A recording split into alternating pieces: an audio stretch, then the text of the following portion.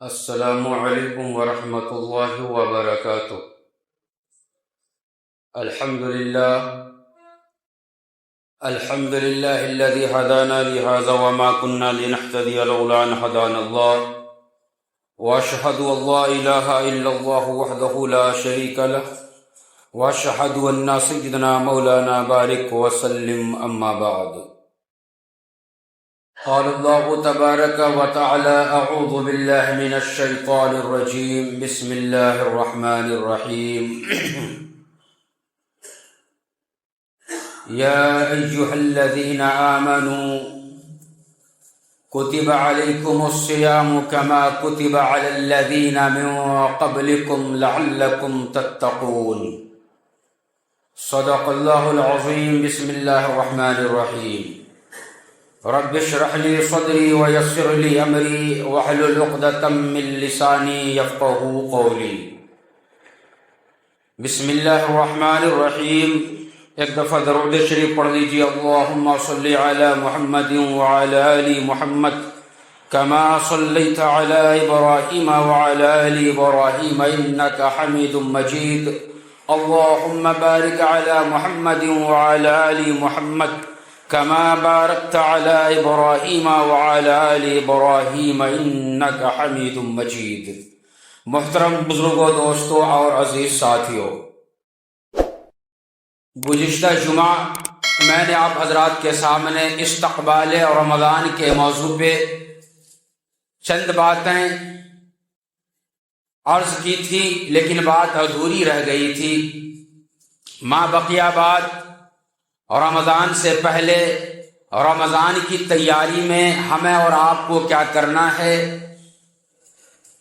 اس چیز کے اوپر ہم اور آپ گفتگو سماعت فرما رہے ہیں۔ میرے دوستو، آج کے جمعہ کے اندر سب سے پہلی بات وہ یہ آپ کے سامنے رکھنی ہے کہ انشاءاللہ آج شام سے یا نہیں تو پھر کل شام سے رمضان کا مبارک مہینہ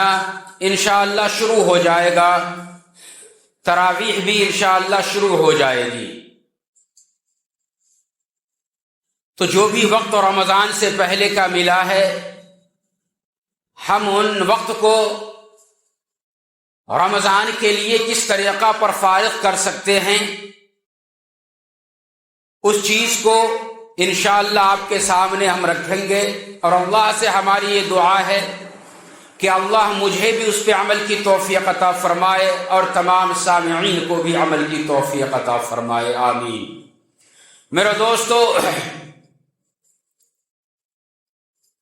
رمضان میم کے اوپر زبر ہے، ہم اور آپ رمضان کہتے ہیں، یہ کہنا غلط ہے۔ اور پھر اس کے بعد جب انگلش میں لکھتے ہیں تو زد کی جگہ پہ ڈی لکھتے ہیں، یہ بھی لکھنا غلط ہے۔ ہمیں چاہیے کہ ہم رمضان انگلش میں جب لکھیں تو ہم زد لکھیں، اس کے بعد اے اور ایم لکھیں، رمضان۔ جب ہم اردو میں پڑھ رہے ہوں تو ہم اس کو رمضان بولیں، میم کے اوپر زبر ڈال کر کے۔ یہ لکھنا اور پڑھنا درست ہوگا، صحیح ہوگا۔ بہرکیف میرے دوستو، رمضان کے معنی آتے ہیں جھلسا دینا اور جلا دینا۔ یہی وجہ ہے کہ جب مسلمان رمضان کے مہینہ میں روزہ رکھتے ہیں تو ان کے روزہ رکھنے کی وجہ سے، روزہ کی برکت کی وجہ سے اللہ تبارک و تعالی روزہ رکھنے والے کے گناہ کو ختم کر دیتا ہے، جھلسا دیتا ہے، اس کو جلا دیتا ہے۔ یہی وجہ ہے کہ نبی کریم صلی اللہ علیہ وسلم نے ارشاد فرمایا کہ جو کوئی مسلمان دل کی خوشنودی کے ساتھ روزہ رکھتا ہے تو اللہ تبارک و تعالی اس کے پہلے کے گناہ کو معاف فرما دیتا ہے،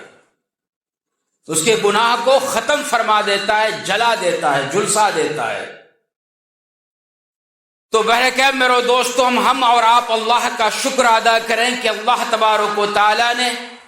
ہماری اور آپ کی دعا کو قبول فرمایا کہ بلغنا رمضان، جو رجب کا چاند دیکھ کر کے ہم اور آپ نے دعا کی تھی کہ یا اللہ میری عمر کو رمضان تک پہنچا دے، بس ہم اور آپ ایک قدم دور ہیں۔ پھر ہماری یہ دعا ہے کہ اللہ تبارک و تعالی ہم سبوں کو رمضان کا مہینہ عطا فرما، اور پھر اس رمضان میں عبادت زیادہ سے زیادہ روزے اور تراویح کے ساتھ کرنے کی توفیق عطا فرما دے، آمین۔ تو میرے دوستو، گزشتہ جمعہ میں نے رمضان سے پہلے ان کی تیاری کس طریقہ پر کرنی اس کے اوپر گفتگو کی تھی،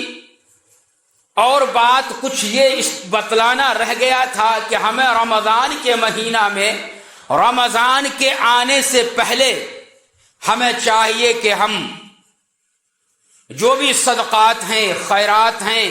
ان تمام چیزوں کو ہم رمضان سے پہلے الگ کر کے رکھ لیں، اس کا حساب کر لیں۔ حتیٰ کہ جو زکوٰۃ مال کے اوپر فرض ہے، اس زکوٰۃ کا حساب بھی ہمیں چاہیے کہ ہم رمضان سے پہلے نکال لیں، لگا لیں کہ کتنا زکوٰۃ ہمارے مال کے اوپر بنتا ہے، اس مال کو ہم نکال کر کے رکھ لیں۔ بلکہ صحابہ کرام اور اس کے علاوہ صالحین کا تو یہ نظریہ تھا اور یہ عمل تھا کہ زکوٰۃ بھی رمضان سے پہلے ہی ادا کر لیا کرتے تھے، تاکہ زکوٰۃ کے ادا کرنے میں جو وقت لگے گا وہ وقت رمضان کے مہینہ میں ہم دوسری عبادتوں کے اندر لگائیں۔ لیکن ہم اور آپ جن کے اوپر زکوٰۃ فرض ہیں، وہ عام طور پہ رمضان میں نکالتے ہیں۔ کیوں نکالتے ہیں؟ یہ اس لیے نکالتے ہیں تاکہ رمضان میں فرض عبادت کا ثواب 70 فرضوں کے برابر ہے،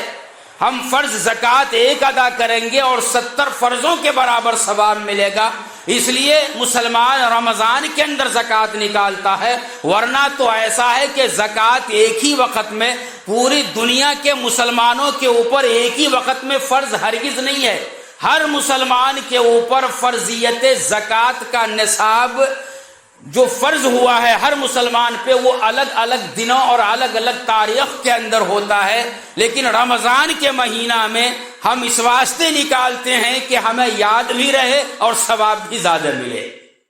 تو صحابہ کرام رمضان سے پہلے ہی زکوٰۃ نکال کر کے فارغ ہو جایا کرتے تھے، لیکن ہم اور آپ جن کے اوپر اللہ نے زکوٰۃ کو فرض قرار دیا ہے، وہ کم سے کم اتنا تو ضرور کر سکتے ہیں کہ رمضان کے آنے سے پہلے، ابھی 1 سے 1.5 دن 2 دن باقی ہے، ہمیں چاہیے کہ ہم زکوٰۃ کا حساب لگا لیں، جو مال جتنا بنتا ہے اسے ہم نکال کر کے رکھ دیں، پھر ان مال کو اپنے جیب میں لے کر کے ہم وقتاً فوقتاً گھر سے باہر نکلا کریں، تاکہ جب بھی کوئی مستحقین ہمیں نظر آ جائے، مل جائے، تو ایسی صورت میں ہم اسے بند مٹھی ہم دے دیں، یہ بھی نہ جتلائیں کہ بھائی یہ مال زکوٰۃ کا ہے، لینے والا کہیں شرمندہ نہ ہو جائے۔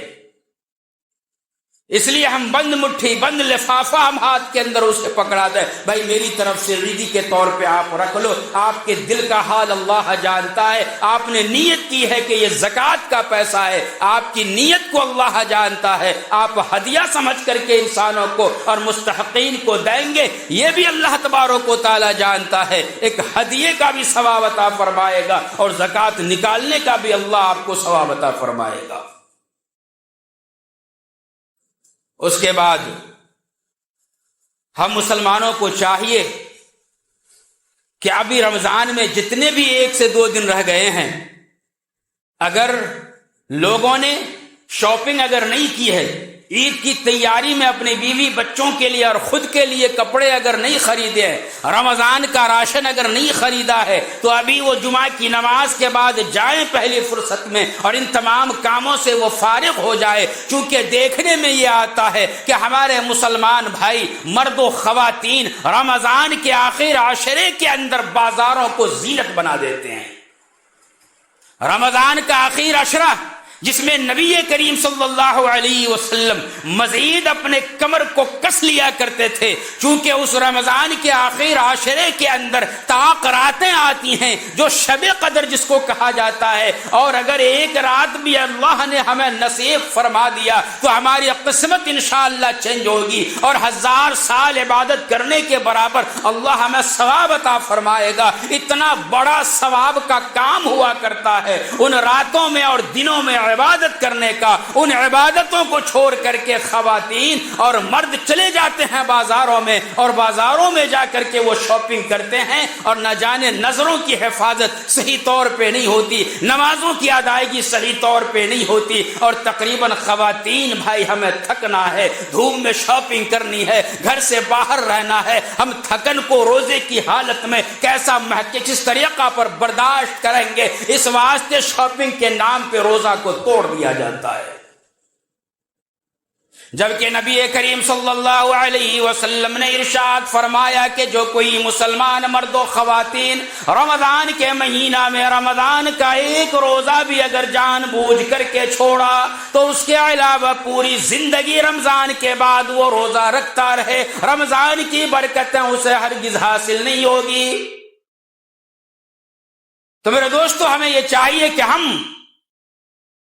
ان راتوں کو اور رمضان کے ان دنوں کو، ان مہینوں کو ہم غنیمت سمجھیں، اور اپنے اوقات کو بیکار کی باتوں میں، یعنی شاپنگ کرنا یہ کوئی بیکار کا کام نہیں ہے۔ پہننے کے لیے کپڑا چاہیے، خوشی کا اظہار کرنے کے لیے نیا کپڑا چاہیے، لیکن میرے دوستو ان نیا کپڑوں کے خریدنے کے چکر میں قیمتی وقت جو رمضان میں اللہ نے ہمیں دیا ہے ہم اس کو برباد کیوں کرنا؟ ہمیں چاہیے یہ کہ ہم اس سے پہلے ان تمام چیزوں سے ہم فارغ ہو جائیں۔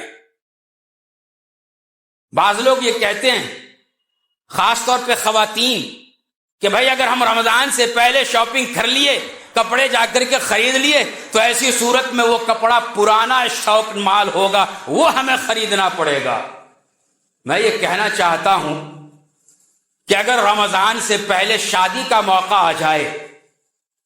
تو کیا ہم شادی کی شاپنگ کرنے کو نہیں جاتے؟ کیا اس وقت میں وہ کپڑا اسٹاک پرانا نہیں ہوتا ہماری نظروں میں؟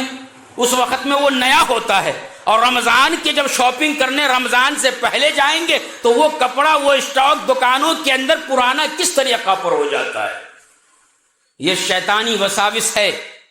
جو شیطان رمضان میں عبادتوں سے روکنے کے لیے ہمارے دلوں کے اندر اس طریقہ پر خیال پیدا کرتا ہے۔ جب اس طرح کا خیال آئے، لا حول ولا قوت الا باللہ پڑھیے، پھر بسم اللہ پڑھ کر کے عمل کیجئے، سمجھائیے گھر کی عورتوں کو، انشاءاللہ عقل مند سمجھیں گی ضرور، اللہ عمل کی توفیق عطا فرمائے۔ پھر اس کے بعد میرے دوستو، اب ہمیں رمضان کے مہینہ میں ایک کام اور کرنا ہے۔ ہم نفل عبادت بھی کریں گے انشاءاللہ۔ قرآن کریم کی تلاوت کے اوپر تفصیل سے گزشتہ جمعہ میں نے آپ کے سامنے بیان کیا، انشاءاللہ قرآن کی تلاوت بھی ہوگی، اور جو بھائی کو قرآن پڑھنا نہیں آتا انشاءاللہ وعدہ کیجئے، ارادہ کیجئے کہ اس رمضان میں ہم قرآن پڑھنا ضرور سیکھیں گے۔ ایک آدھا گھنٹہ اگر آپ نے نکال لیا، آدھا گھنٹہ ظہر سے پہلے یا ظہر کے بعد کسی مسجد کے ولی صاحب کو پکڑ لو، انہیں کچھ ہدیہ دے دو رمضان کے مہینہ میں، اور قرآن پڑھنا سیکھ لو۔ بڑی عمر ہے، سیکھنا آسان ہے، بڑی عمر ہے، سیکھنا آسان ہے۔ ایک آدھا گھنٹہ اگر آپ نے دے دیا، قاعدہ اگر آپ کو پڑھنا آ گیا تو اس کے بعد انشاءاللہ خود آپ قرآن کریم ملا کر کے پڑھنا سیکھ جائیں گے۔ اب جب پریکٹس کریں گے تو انشاءاللہ اچھے طور پہ آپ کو پڑھنا بھی آ جائے گا۔ لہذا ارادہ کیجئے، جن لوگوں کو نہیں آتا ہے پڑھنا انشاءاللہ ضرور سیکھیں گے۔ افسوس کی بات ہے کہ ہم مسلمان ہیں، قرآن اللہ کا کلام ہے، محمد مصطفیٰ کے اوپر جس کو نازل کیا گیا، وہ قرآن مقدس جو اللہ کا کلام ہے، وہ ہم مسلمانوں کو پڑھنا نہیں آتا۔ افسوس کی بات ہے میرے دوستو، ہمیں چاہیے کہ ہم اس کو سیکھیں۔ قرآن کے ہر حرف کے اوپر اللہ نے 10 نیکیاں رکھی ہیں، چاہے کہ آپ اس کے میننگ کو سمجھیں یا نہ سمجھیں، بغیر سمجھے ہوئے بھی قرآن کریم کی تلاوت کی جاتی ہے، اس پہ بھی اللہ تبارک و تعالیٰ ثواب عطا فرماتا ہے۔ بعض لوگ یہ کہتے ہیں جو کوٹ پینٹ پہن کر کے یوٹیوب کے اوپر آ کر کے چینل چلاتے ہیں، وہ یہ کہتے ہیں کہ بھائی اگر تم نے قرآن کریم کو سمجھ کر کے نہیں پڑھا تو تمہیں کوئی ثواب نہیں ملے گا۔ خدا کی قسم وہ نبی کریم صلی اللہ علیہ وسلم کی اس حدیث کی مخالفت کر رہے ہیں جس میں آقا صلی اللہ علیہ وسلم نے مثال کے ذریعے سے بیان فرمایا کہ قرآن کریم کے ہر حرف کے پڑھنے کے اوپر 10 نیکیاں عطا فرمایا جاتا ہے۔ پھر فرمایا الف لام میم، اس کے اندر 3 حرف ہے، اگر جو الف کی تلاوت کرے گا 10 نیکی، لام کی تلاوت کرے گا 10 نیکی، اور میم کی تلاوت کرے گا 10 نیکی۔ یہ حروف مقطعات کے اندر ہیں، الف لام میم، اس طریقہ پر جتنے بھی حروف مقطعات کے قرآن کریم کے اندر ہیں اس کا میننگ بیان فرمایا جاتا ہے کہ کسی بھی انسان کو نہیں معلوم، اللہ تبارک و تعالیٰ کو معلوم ہے۔ اور بعض علماء کرام نے کہا کہ یہ اللہ اور محمد رسول اللہ کے درمیان راز کی بات ہے، اس کے علاوہ کوئی نہیں جانتا، لیکن اس کے باوجود آقا صلی اللہ علیہ وسلم نے ارشاد فرمایا کہ جو الف لام میم کی تلاوت کرے گا اللہ تبارک و تعالیٰ اس کو 30 نیکیاں عطا فرمائے گا۔ تو میرے دوستوں، ان لوگوں کی باتوں کے اندر ہرگز مت آئیے، بلکہ آپ کو میننگ معلوم ہو یا نہ ہو، آپ کو سیکھنا ہے اور پڑھنا ہے، انشاءاللہ اللہ ثواب عطا فرمائے گا۔ پھر اس کے بعد میرے دوستوں، یہ تمام نیک کام تو انشاءاللہ کریں گے ہم، اور ہر رمضان میں کرتے ہیں، لیکن میں ساتھ ہی 2 بات آپ کے گوشے گزار کرنا چاہتا ہوں، بتلانا چاہتا ہوں کہ ان تمام نیک کاموں کے ساتھ ساتھ ہمیں 2 کام خاص طور پہ رمضان میں انشاءاللہ کرنا ہے۔ ان میں سے پہلا کام یہ ہے کہ ہم سے جتنا بھی ہو سکے ہم گناہوں سے اپنے آپ کو بچائیں گے۔ یہ ارادہ کیجئے کہ انشاءاللہ ہم گناہوں سے اپنے آپ کو بچائیں گے۔ آنکھ غلط چیز کو نہیں دیکھے گی، ہاتھ سے ہم کسی غلط کام کو نہیں کریں گے، پاؤں سے ہم چل کر کے کسی غلط جگہ پہ نہیں جائیں گے، منہ سے ہم کوئی غلط جملہ نہیں نکالیں گے، کان سے کوئی غلط کام غلط بات کو ہم نہیں سنیں گے۔ میرے دوستو، یہ کیا بات ہوئی کہ ہم نے روزہ رکھا ہوا ہے اور روزے کے عالم میں ہم نے اس کام کو چھوڑا ہوا ہے جو غیر رمضان میں حلال و درست تھا۔ روزہ ہم اور آپ انشاءاللہ رکھیں گے، حالت روزہ میں کھانا کھانا رک گئے نہیں رک گئے، کھانا کھانے سے پانی پینا حلال تھا، ہم رک گئے نہیں رک گئے۔ شادی شدہ جو حضرات ہیں، جنسی خواہش جائز طریقہ سے جائز ہے یا نہیں جائز ہے، لیکن حالت روزہ میں ہم ان تمام اچھے کاموں سے حلال کاموں سے رک گئے، چونکہ اللہ کا حکم ہے کہ جب تم روزہ رکھو تو کھانا پینا تمہارے اوپر اب حرام ہے۔ میرے دوستو، جو چیز غیر رمضان میں روزہ سے پہلے اللہ نے حلال قرار دیا تھا، ہم نے اسے اپنے اوپر حرام کرتے ہوئے ان چیزوں کے کھانے اور استعمال کرنے سے تو اپنے آپ کو بچا لیا ہے، روکے رکھا ہے۔ لیکن یہ کیسا روزہ ہوا کہ ہم نے روزہ رکھا ہے، زبان سے ہم غیبت کر رہے ہیں، ہم نے روزہ رکھا ہوا ہے چغل خوری کر رہے ہیں، ہم نے روزہ رکھا ہوا ہے اور گندی گندی چیزیں ہم دیکھ رہے ہیں اپنے آنکھ کے ذریعے سے، ہم نے روزہ رکھا ہوا ہے اس ہاتھ سے کسی کو تکلیف پہنچا رہے ہیں، ہم نے روزہ رکھا ہوا ہے اور پاؤں کے ذریعے سے چل کر کے ہم گناہوں کی طرف چلتے ہوئے چلے جا رہے ہیں۔ یہ کیسا روزہ ہوا میرے دوستو؟ فرمایا مدنی کریم صلی اللہ علیہ وسلم نے کہ جو مسلمان روزہ رکھے اور روزہ رکھنے کی حالت میں اگر وہ جھوٹ بولتا ہے تو ان کے جھوٹ بولنے کی وجہ سے اس کا روزہ رکھنے کا ثواب ہرگز نہیں ملے گا، بلکہ وہ بھوکا رہ رہا ہے، بھوکا رہنے کے علاوہ اسے کوئی روزے کا ثواب نہیں ملے گا۔ اگر آپ مفتی سے پوچھیں گے کہ بھائی ہم نے روزہ رکھا تھا اور پھر ہم نے جھوٹ بھی بولا، تمہارا روزہ ہوا ہی نہیں ہوا، تو وہ یہی کہیں گے کہ بھائی آپ کا روزہ تو ہو گیا، لیکن روزے کی جو برکت ہے وہ برکت روزہ رکھنے کے درمیان میں اگر ہم نے ان بیکار کے کاموں کو کیا، غلط کام کو اگر ہم نے کیا، تو پھر روزے کی برکت سے ہم اور ایسا کرنے والے محروم ہو جائیں گے۔ تو ہم بھوکا تو رہ رہے ہیں، لیکن وہ برکت ہمیں روزے کی حاصل نہیں ہو رہی ہے۔ اس واسطے ہمیں یہ چاہیے کہ ہم خاص طور پہ ان تمام گناہوں کو چھوڑ دیں انشاءاللہ. پھر اس کے بعد دوسرا کام جو ہمیں کرنا ہے وہ یہ کہ حرام آمدنی سے اس رمضان میں اپنے آپ کو بچانا ہے کہ افطار جب ہم کریں گے تو حلال مال سے انشاءاللہ، سحری جب ہم کریں گے تو حلال مال سے انشاءاللہ. اگر ہم نے حرام مال سے سحری کیا، حرام مال سے افطار کیا، درمیان میں روزہ رکھا، کیا فائدہ ہوا اس کا؟ وہ جو برکتیں ہیں وہ حاصل نہیں ہوگی. بھوکا رہنے کے علاوہ کوئی کچھ ہمیں حاصل نہیں ہوگا. لہذا یہ ارادہ کیجئے کہ انشاءاللہ اس رمضان میں خود بھی حلال کا کھائیں گے، اپنے بیوی بچوں کو بھی حلال کا کھلائیں گے. میں کہنے کا مطلب یہ ہے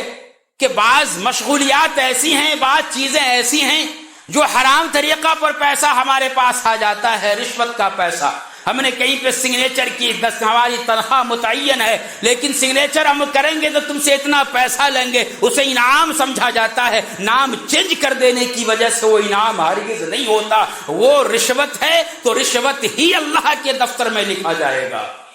تو ہم ایسے چیزوں سے اور ایسے کیا کہتے ہیں آمدنی سے اپنے آپ کو بچائیں اور یہ ارادہ اور تہیہ کریں کہ انشاءاللہ ہم حلال کا کھائیں گے اور اپنے بچوں کو بھی انشاءاللہ حلال کا کھلائیں گے. اللہ ہم سبوں کو عمل کی توفیق عطا فرمائے. اس کے بعد میرے دوستو ایک اور بات، افطار کے وقت میں ہمیں چاہیے کہ ہم دعاؤں کا ہم اہتمام کریں، چونکہ اللہ کے نبی صلی اللہ علیہ وسلم نے ارشاد فرمایا افطار کے وقت میں جب بندہ دعا کرتا ہے تو فرشتے ان کی دعا پہ آمین کہتے ہیں. چونکہ اللہ تبارک و تعالیٰ پورے رمضان میں فرشتوں کو حکم دیتے ہیں کہ تم اپنی عبادت کو ابھی رہنے دو، ہمارا یہ بندہ روزے دار جب بھی یہ دعا کرے تو تم ان کی دعا کے اوپر آمین کہنا. اور یہ چیز افطار کے وقت میں اور زیادہ بڑھ جاتا ہے کہ فرشتے بالکل مشغولیات کو چھوڑ کر کے ان کا روزے دار کے دعا کے اوپر آمین کہنے کے لیے وہ دعاؤں میں شریک ہوتے ہیں اور آمین کہنے کے لیے تیار رہتے ہیں. اس لیے ہمیں چاہیے ہمارے اپنے گھر کے خواتین کو بھی یہ آپ جا کر کے نصیحت کیجئے، انہیں بتلائیے، اور انہیں بتلائیں گے تو آپ کو کام کرنا پڑے گا. ان کے ساتھ کچن میں ٹھہریے اور کام میں ان کا ہاتھ بٹائیے. کیونکہ نبی کریم صلی اللہ علیہ وسلم کے تعلق سے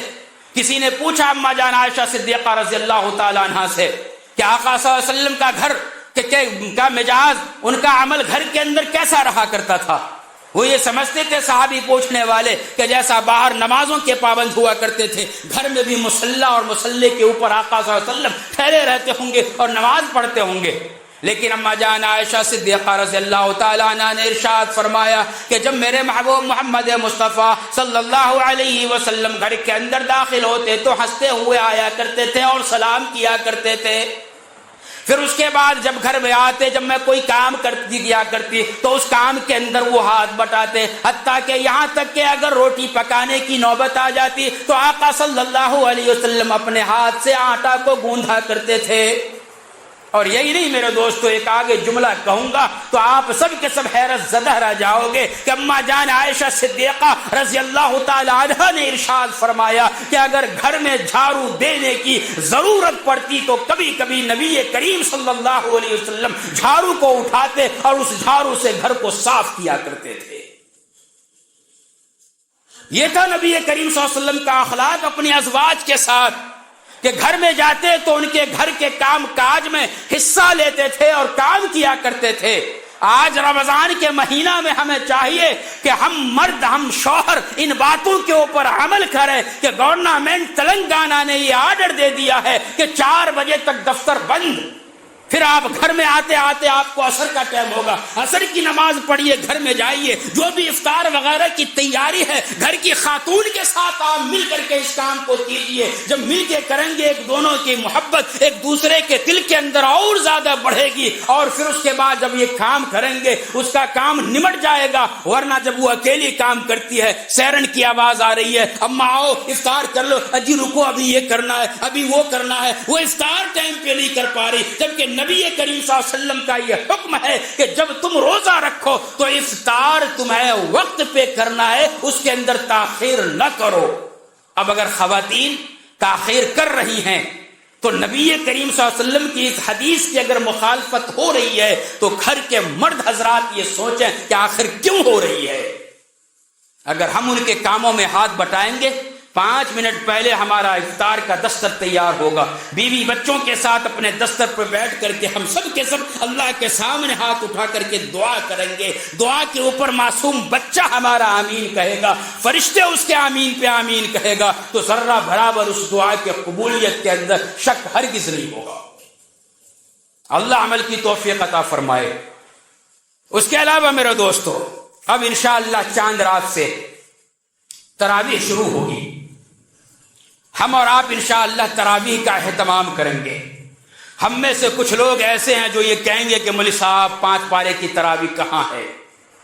10 پارے کی تراویح کدھر ہو رہی ہے، 6 پارے کی تراویح کدھر ہو رہی ہے؟ چونکہ ہمارے اور آپ کے ذہنوں کے اندر غلط تصورات نے گھر کر لیا ہے۔ ہم یہ سمجھتے ہیں کہ بس تراویح کے اندر جا کر کے یوں کھڑا ہونا ہے اور 20 رکعت پڑھنا ہے، قرآن کمپلیٹ کرنا اور پھر اپنے گھر کو جانا ہے۔ نہیں میرے دوستو، نبی کریم صلی اللہ علیہ وسلم، پھر اس کے بعد نبی کریم صلی اللہ علیہ وسلم کے بعد صحابہ کرام، حضرت عمر فاروق رضی اللہ تعالی عنہ نے اپنے دور خلافت سے مکمل طور پہ جماعت کے ساتھ 20 رکعت تراویح کا آغاز فرمایا اور یہ ارشاد فرمایا کہ پورے رمضان تراویح پڑھنا ہے اور پورے قرآن کو تراویح کے اندر سننا ہے۔ تو یہ خیال تصور نکالیے اپنے ذہنوں سے اور وہاں پہ جا کر کے پڑھیے جہاں پہ ترتیل سے قرآن کریم کی تلاوت ہوتی ہو، جہاں پہ تلاوت کرنے کے بعد سننے والے کے کان میں بالکل صحیح الفاظ جاتے ہوں اور سمجھ میں آتے ہوں۔ 15 منٹ اگر وقت زیادہ لگ گیا، نہیں بھائی یہ مسجد میں زیادہ ٹائم لگتا، چلو دوسرے جگہ، جہاں جلدی 1 گھنٹے 45 منٹ کے اندر نمٹ جائے وہاں پہ جائیں گے اور پھر اس کے بعد اپنے گھر کو۔ بہرکیف میرے دوستو، تراویح یہ لفظ ترویحہ سے آیا ہے۔ ترویحہ کے معنی آتے ہیں آرام کرنا، ہر 4 رکعت کے بعد تھوڑی دیر بیٹھ کر کے جو آرام کیا جاتا ہے اسے ترویحہ کہا جاتا ہے، یعنی آرام حاصل کرنے والی نماز۔ اب اس درمیان میں ہر 4 رکعت پہ ہر مسجد کا الگ الگ اصول ہے، بعض جگہ پہ خلفائے راشدین کا نام لیا جاتا ہے، بعض جگہ پہ دعائیں پڑھی جاتی ہیں، جبکہ نبی کریم صلی اللہ علیہ وسلم اور صحابہ کرام جب وہ تراویح پڑھا کرتے تھے تو ایسی صورت میں جو کوئی بیٹھ جاتے تھے، پھر اس کے بعد جو ہے جب مکے کے اندر تراویح ہوتی تھی تو بیت اللہ کا طواف وہ لوگ اس وقت میں کیا کرتے تھے، مدینے کے اندر طواف نہیں کرتے ہر 4 رکعت پہ، تو جب وہ بیٹھتے تھے تو بیٹھتے نہیں بلکہ ہر کوئی 2 رکعت نفل نماز اس وقت میں پڑھ لیا کرتے تھے۔ تو اگر آپ ذکر و اذکار کرنا چاہتے ہیں 4 رکعت پہ تو وہ بھی کیجئے، قرآن کی تلاوت کرنا چاہتے ہیں تو وہ بھی کر سکتے ہیں، نفل پڑھنا چاہتے ہیں تو وہ بھی پڑھ سکتے ہیں، اس کے بعد اگر اس کے علاوہ تفسیر اگر بیان کی جا رہی ہے تو وہ بھی کی جا سکتی ہے۔ یہ سب مکمل طور پہ جو ہے جائز و درست ہے، لیکن کسی ایک ہی چیز کو متعین کر لینا اور کہنا کہ یہی کرنا ہے، اس کے علاوہ کوئی دوسرا کریں گے تو تم جو ہے صحیح نہیں ہو، یہ تعین جب نبی کریم صلی اللہ علیہ وسلم نے نہیں کیا، جب صحابہ کرام نے نہیں کیا، خلفائے راشدین نے اس کی تعین نہیں کی، اور اس کے علاوہ میرے دوستو بزرگان دین اولیاء اللہ نے اس کی تعین نہیں کی، تو ہم اور آپ کیوں اس کی تعین کرنے کے اوپر تلے ہوئے ہیں اور نو عمل کرنے والوں کے اوپر لان تان کرنے کا ہمیں اور آپ کو کوئی حق نہیں ہے۔ میرے دوستو، نبی کریم صلی اللہ علیہ وسلم میں 5 منٹ آپ کا زیادہ لوں گا، معافی چاہتا ہوں،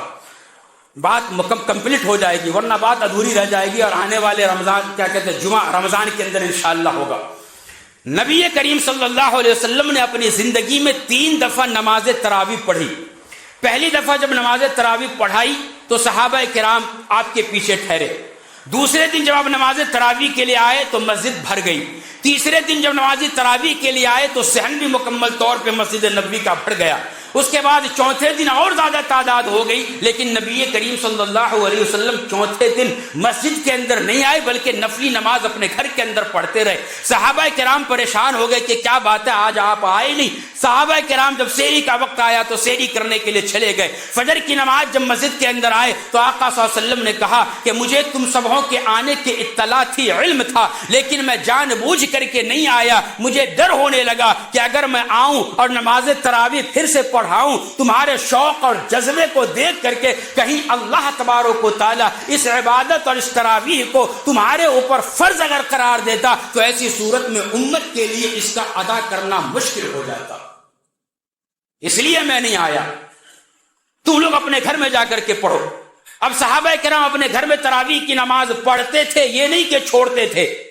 نبی کریم صلی اللہ علیہ وسلم کے بعد حضرت ابوبکر صدیق کا دور خلافت آیا۔ حضرت ابوبکر صدیق کے دور خلافت کے اندر کچھ لوگ اپنے گھر میں جماعت کر لیا کرتے تھے، کچھ مسجد کے اندر 4-5 لوگوں کو جمع کر کے جماعت کر لیتے تھے، کچھ سنگل اکیلے طور پہ پڑھ لیا کرتے تھے۔ لیکن جب حضرت عمر فاروق رضی اللہ تعالیٰ عنہ کا دور خلافت آیا، وہاں بھی کچھ دن تک یہ سلسلہ چلتا رہا، لیکن حضرت علی رضی اللہ تعالیٰ عنہ نے حضرت عمر فاروق رضی اللہ تعالیٰ عنہ کو ایک حدیث سنائی۔ حضرت علی نے ارشاد فرمایا کہ محمد مصطفیٰ صلی اللہ علیہ وسلم نے ارشاد فرمایا کہ خطیرۃ القدس عرش کے اوپر ایک مقام ہے، ایک جگہ ہے جہاں پہ نوری فرشتے کی تعداد ہوتی ہے، وہاں پہ وہ رہتے ہیں۔ جب رمضان کا مبارک مہینہ آتا ہے وہ زمین کے اوپر اللہ کی اجازت سے اترتے ہیں، اور جو لوگ نماز پڑھ رہے ہوتے ہیں اس کی صفوں میں داخل ہو کر کے وہ بھی اس کے ساتھ نماز کے اندر شریک ہو جاتے ہیں، اور وہ فرشتہ جس مسلمان نماز پڑھنے والے سے ٹچ کر جاتا ہے اللہ تبارک و تعالیٰ ان کے اوپر برکتوں کا نزول فرما دیتا ہے۔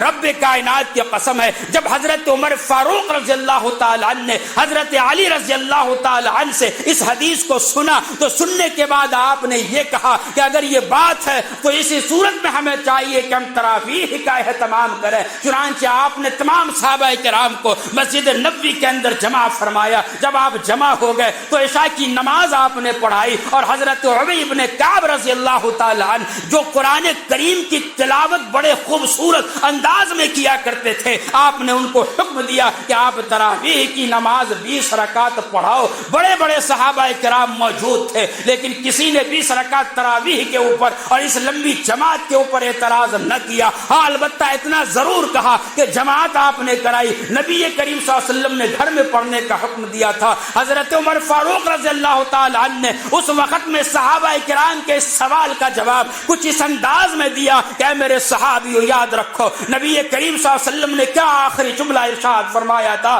کہ ہم یہ چوتھے دن اس واسطے نہیں آئے کہ وحی کا سلسلہ ہمارے اوپر جاری ہے، مجھے ڈر ہوا کہ جبرائیل امی کے ذریعے سے اللہ تبارک و تعالیٰ وحی نہ نازل کر دے اور اس نماز کو ہمارے اوپر فرض نہ کہیں قرار دیا جائے۔ اب محمد مصطفیٰ اس دنیا سے پردہ فرما چکے ہیں، لہٰذا وحی کے آنے کا سلسلہ بھی اب رک چکا ہے، اب کوئی وحی آنے والی نہیں ہے۔ جب وحی نہیں آئے گی تو اس نماز کو فرض کس طریقہ پر کیا جائے گا؟ اس لیے نبی کریم صلی اللہ علیہ وسلم نے یہ اشارہ دیا کہ ہماری موجودگی میں اب سب کے سب اپنے گھروں کے اندر پڑھو، پھر جب ہم رخصت فرما جائیں وہی کا سلسلہ بند ہوگا، پھر تم جماعت کے ساتھ کر لینا۔ چنانچہ حضرت عمر فاروق نے باقاعدہ جماعت کا اہتمام فرمایا۔ اس وقت سے لے کر کے آج تک اور آنے والے انشاءاللہ قیامت تک یہ سلسلہ جاری رہے گا۔ اللہ تعالی ہم سبوں کو 20 رکعت پڑھنے کی توفیق عطا فرمائے، آمین۔ وآخر دعوانا ان الحمد للہ رب العالمین۔